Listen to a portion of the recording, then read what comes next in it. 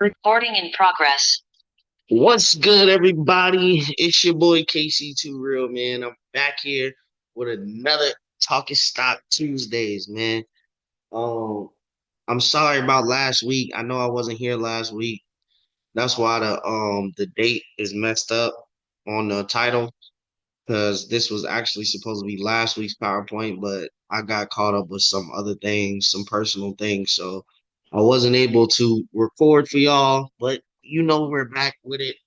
I promise I'm gonna be more consistent. I'm trying to stay on top of everything, but life be lifing. So let's get straight into it. You already see the title, man. Tariff Truce or Temporary Relief.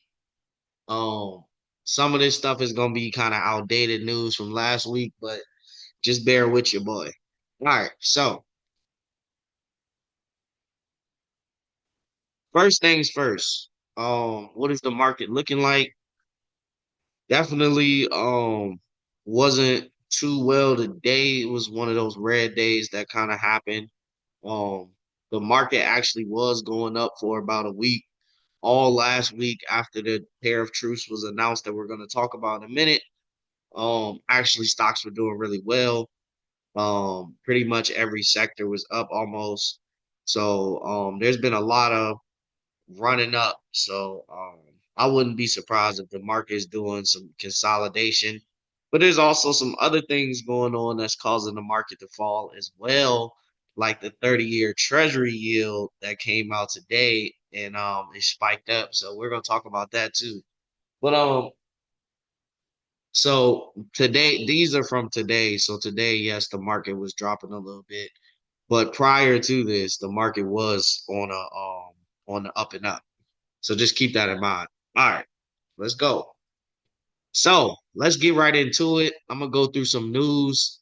Then I'm gonna go ahead and give you my ETF picks. I didn't do any individual stocks this week. If you in the stock club, you already know what stocks to look at and which ones to watch. I say the same ones pretty much every week, so I didn't feel like I needed to kind of put it in here. But I did give you some great ETFs because that's what I mainly have been focusing on myself, especially for long-term investing reasons. The market was down for a while. Um, Companies were very, very cheap and on sale while all the tariff nonsense was going on. So while that was happening, I hope some of y'all were buying and getting your companies and doing what I told you to do these last couple weeks. Um, because if you were, you probably made money. Um, Disclaimer before we get into all the news, just want to say a disclaimer. Please do your own research. I am not a financial advisor, so please don't come to me if you lose some money and you didn't do no research and you was just blindly following what I say. I do not condone people blindly following me. I encourage everybody, if you're in my stock club, you already know I tell people all the time, do your own research, look it up before you get into it, really try to understand it before you just involve yourself with it, right? So, um, yeah, so just putting that out there just to, for the legalities. But anyways, so um the tariff pause, right? So first things first, this is probably the most important news you could get if you live in the US at least. Well actually pretty much around the world too, but US and China agreed on a 90-day tariff truce, right? So the tariffs are not gone, they're not fully taken off. They agreed to both lower their tariffs for the time being. Now, this is a 90-day tariff pause. We do not know if they're gonna end up coming up with some type of deal by the end of the 90 days. We don't know. I mean, I thought TikTok only had 90 days to stay legal. I don't know what happened with TikTok. I haven't heard a lick about TikTok. I don't know if y'all was here a couple weeks ago. I said I don't know what's been going on with TikTok. Like, what has happened with TikTok? But either way, neither here nor there. We don't know if the 90-day pause is going to stay on or not. Anything can happen. Trump can get pissed off one day. He can wake up on the wrong side of the bed, put the tariffs back on. We don't know. So I guess that's something you just gotta play by ear. I really wish I could tell you what to expect, but I really don't know. So, tech and industrial stocks went crazy. That's the previous hike I was telling you all about, that the stocks actually have been going up a lot. And they're just now starting to kind of consolidate a little bit today, and yesterday a little bit. So we'll see what happens. But let's keep going. So, other very important news is Trump's $1 trillion Middle East tour. Okay, so not only Trump has been busy, not only has he did the tariff pause, which obviously the tariff was a bad idea in the first place, but that's neither here nor there. I've already given y'all my opinion on that whole situation. But Trump has also signed a very, very, very big deal with Saudi Arabia. So Saudi Arabia is pledging to give $2 trillion in U.S. investments. Um, he definitely wants to sign deals with them. They have a $400 billion defense deal where we're basically selling them United States weapons. Um, so hey man, uh, well, all I can say is you know Trump, man. He's all about the almighty dollar. Um, whatever he got to do to get that pay, right? So that's what he gonna do. Whether you like it morally or not, or whether you think you know the people he's doing these deals with are to be trusted or not, who knows? But what I do know is all Trump like big numbers, and when it involves big numbers and big money, Trump is one of them people that they do. America has a lot of issues, so and I mean long term, like systemic economic issues. So America's trying to do what it got to do to save itself. So am I surprised? No. And will you see more deals coming up like this? Yes. Now, my question is there's always a underlying trope, right? You know what I'm saying? You see how happy they look together in this picture? I guarantee you Trump promised them something. I don't know what he promised them, but he promised them something. And that's to be continued, right? So just keep in mind, whenever you see politicians politicking, there's always a fine print that comes along with these deals, but we'll see what it is. Um, but also for Disney, which I'm gonna talk about in a second too. Disney is building a resort in Abu Dhabi, and they're partnering with BlackRock and IHC. So BlackRock always has their hands in something, don't they? And it's funny because there were a couple billionaires that flew on this trip with Trump, and I was seeing other people point out how certain CEOs that are important weren't on the trip, like Apple CEO and things of that nature. So I don't know, man. I know Jensen was there, which is Nvidia's CEO. So he's there. BlackRock was there, so but they were gonna be there, right? So, anyways, let's continue. So this is just something just to keep in mind. We'll see what comes of these deals. We'll see if Saudi Arabia keeps their promises. Not saying they won't or will. I don't really know, but we'll see. Um, okay.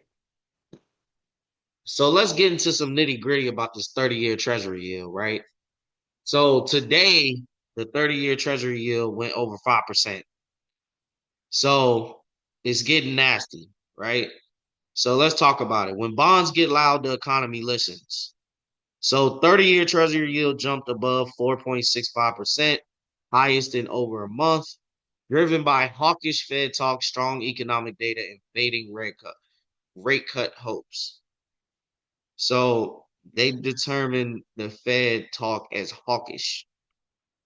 So, people listen to the Fed chairman and things of that nature talk, and they kind of listen for his tone and things of that nature, but it's kind of subjective. So, some people fear they listen to him talk and be like, oh, that sounds like he's worried. But it's all kind of subjective. So I don't really go off of that too much. I rather go off what the economic data is actually saying. Because I mean you can form your own opinion off of what the economic data is. Yeah, you want to know if the Fed is gonna cut rates or not, but at the end of the day, you kind of can tell if they're gonna cut rates or not most of the time.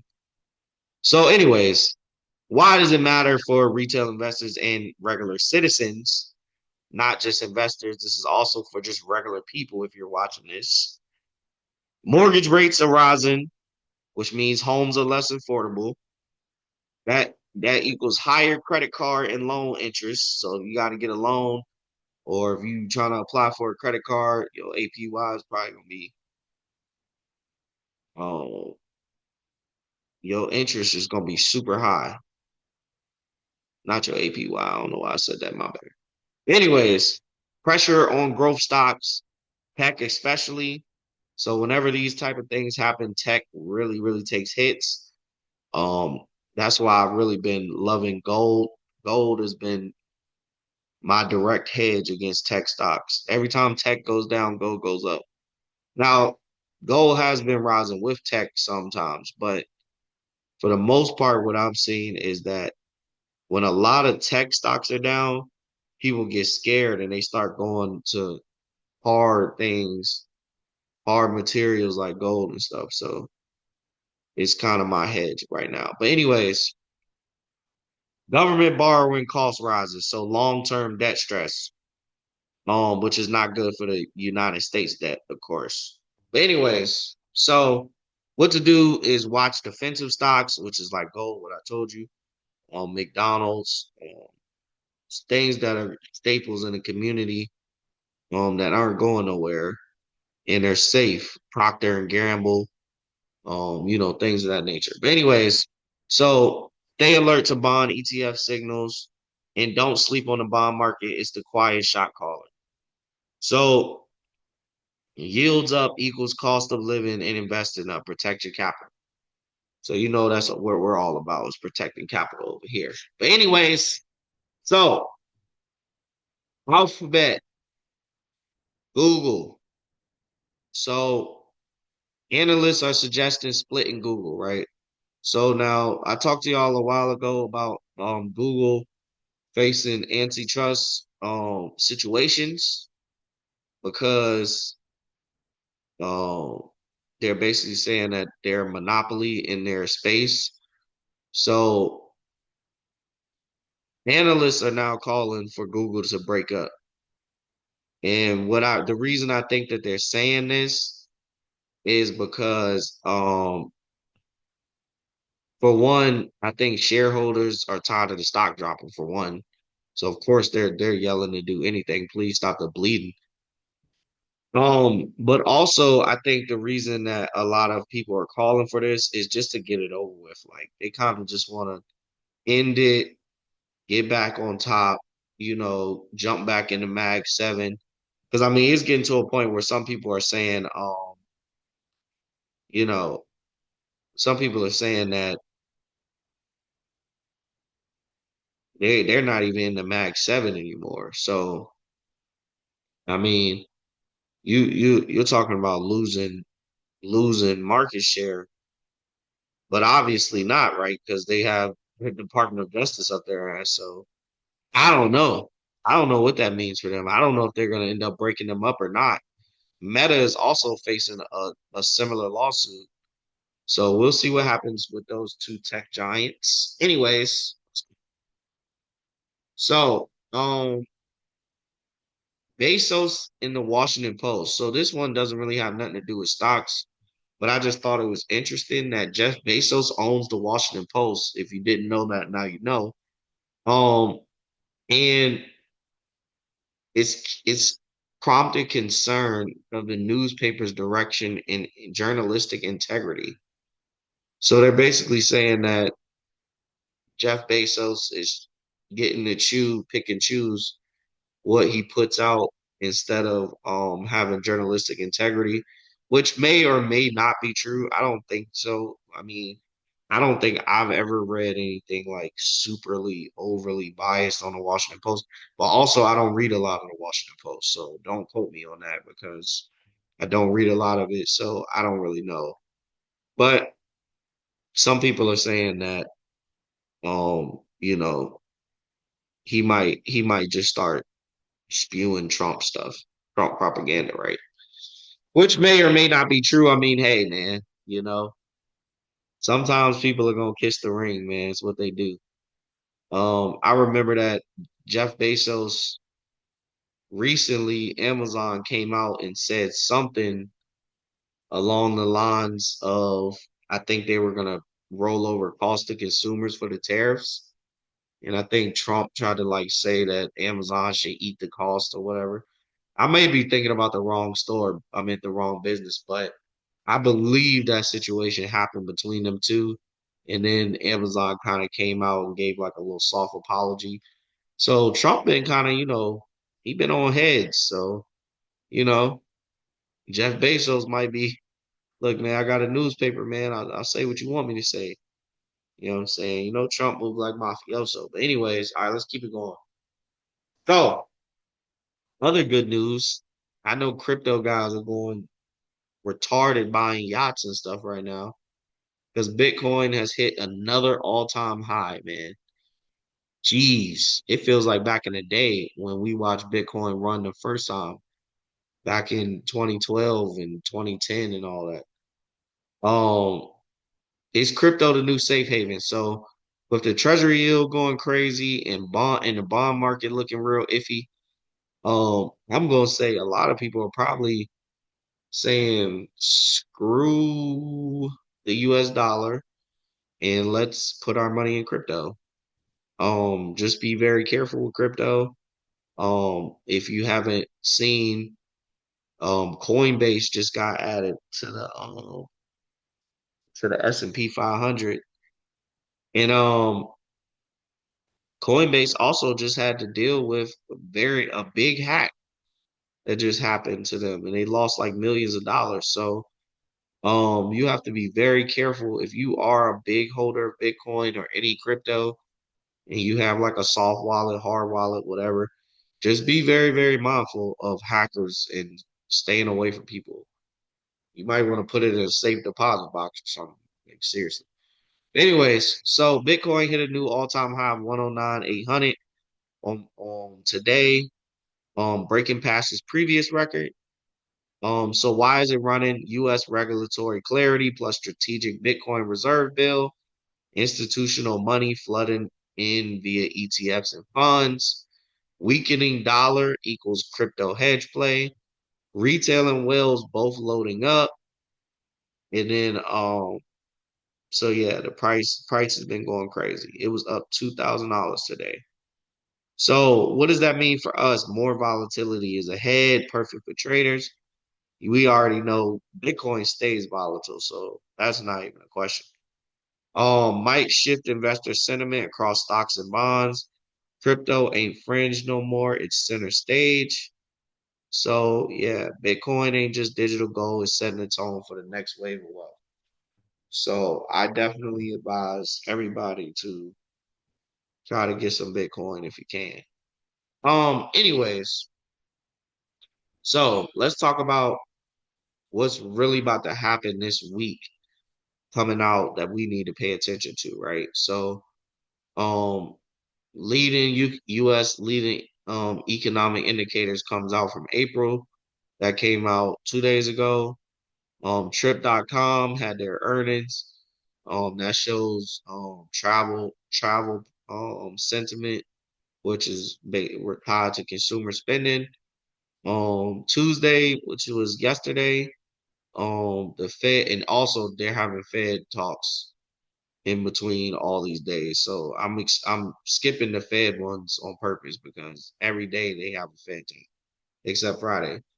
So Home Depot, Palo Alto, Keysight Technology, Viking Holdings, Troll Brothers have earnings Wednesday, which is today. Medtronic, TGX, Lowe's, Snowflake, Target, Baidu, Zoom Communications, Xpeng, and all scheduled to report earnings.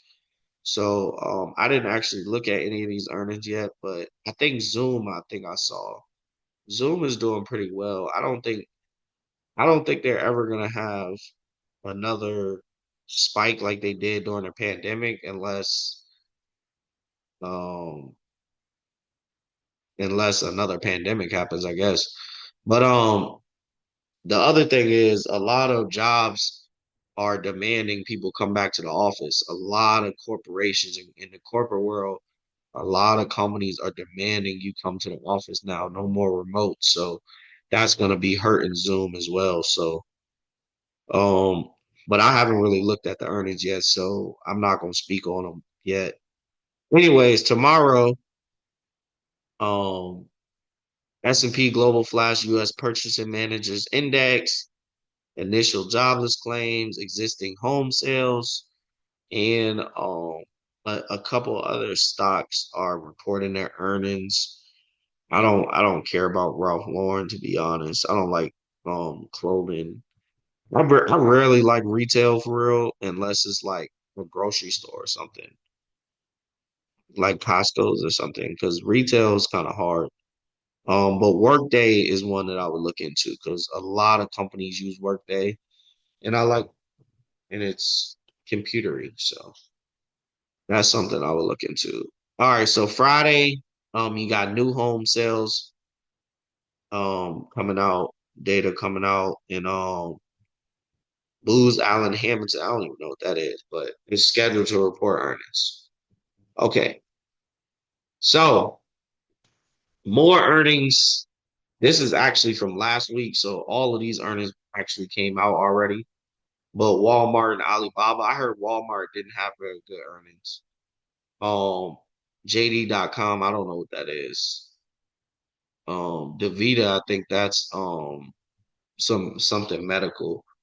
I know Cisco is for computers and stuff. So Cisco, I didn't look at that one either, but Cisco might be one to look into as well. I'm not looking into that so young one. I don't like retail that much. Um, unless it's Eli Lilly. Anyway, so these are the ETFs that I was looking at that I'm really paying close attention to. Um, so we got tech, which is QQQ. I've been talking about QQQ forever. So if you're not in that, if you're in the stock club, you just wasting time because I already been told y'all about QQQ. This is one that I've been talking about recently, which is financials. Holding strong as rate fears ease.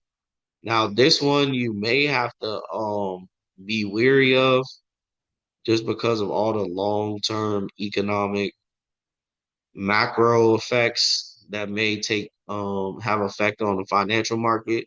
Like just like I was telling y'all about the 30-year Treasury yield and how that's going to affect mortgage prices and loans and all that stuff. So that might hurt the financial sector. So just keep that in mind.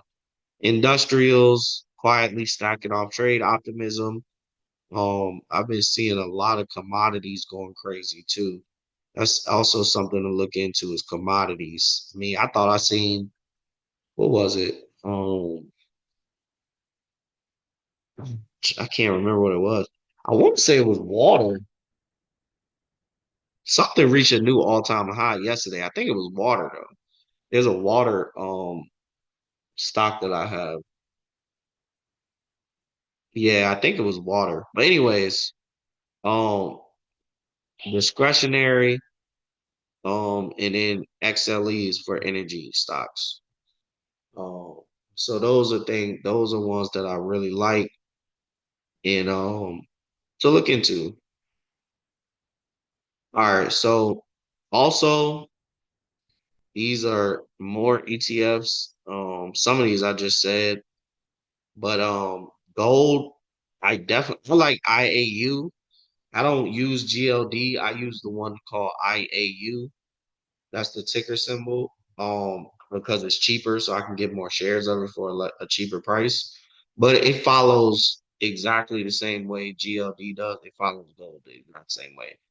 So literally, GLD and IAU's charts are like identical.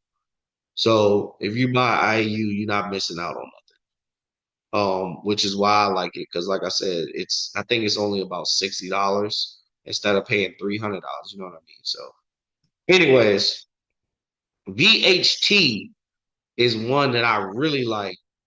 Because the recent challenges with United Health Group that we talked about the other week, and things of that nature have been causing their stock price to drop dramatically. And I think healthcare has just been taking a beating just because people have been so focused on tech and all that other stuff since the tariffs got taken off. I think people were just so ready to jump back into tech and things of that nature that um healthcare kind of just got put on the back burner. But when it's down, that's when it's time to buy, right? So I bought VHT like a couple days ago, and it's been doing well for me. So I really like VHT. It has all your big health, which is a Vanguard healthcare ETF, by the way. So that's what it is. But it has all the big healthcare giants in it. So I definitely like that one. And one that's not on here, I like DBA too, Food and Farming Hedge. You just got to be careful with that one. That's a quick mover. So that's not something I would hold for long term. That's like more like a swing trade type of thing.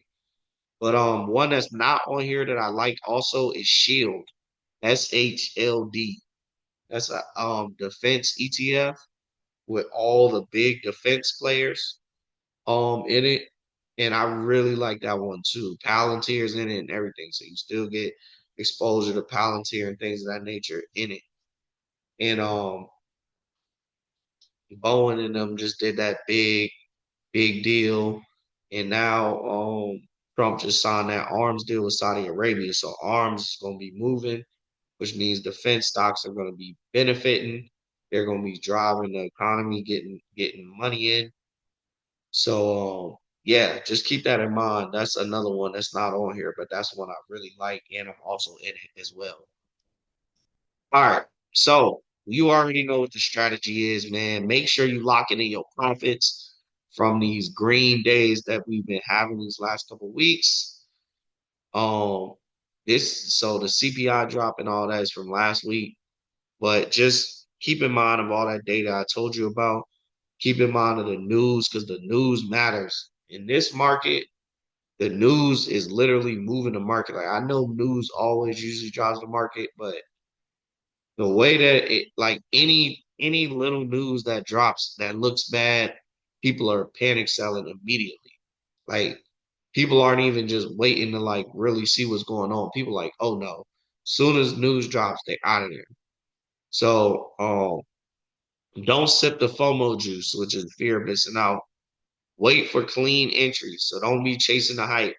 I know when stuff gets green and you see stuff running up 20, 30, 40%, you be like, oh my God, I'm missing it. But trust me, there'll be another opportunity. Stay diversified. So tech is fun now, but defense wins championships.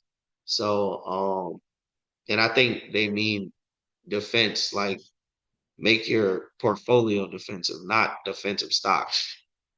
But yes, defense is what is going to get you what you need. So just be wary. All right. That's all I got for y'all this week. I hope this was informational. Please like, subscribe, hit the bell so you can get notified when we drop new videos. I promise y'all, I'm coming consistent. I'm gonna try to keep every week. I'm trying to get at it, man. Sometimes things just be happening, but you know I'm here. We getting through it. Um, yeah, so let's see what happens next. I'll see y'all next week, man. Peace.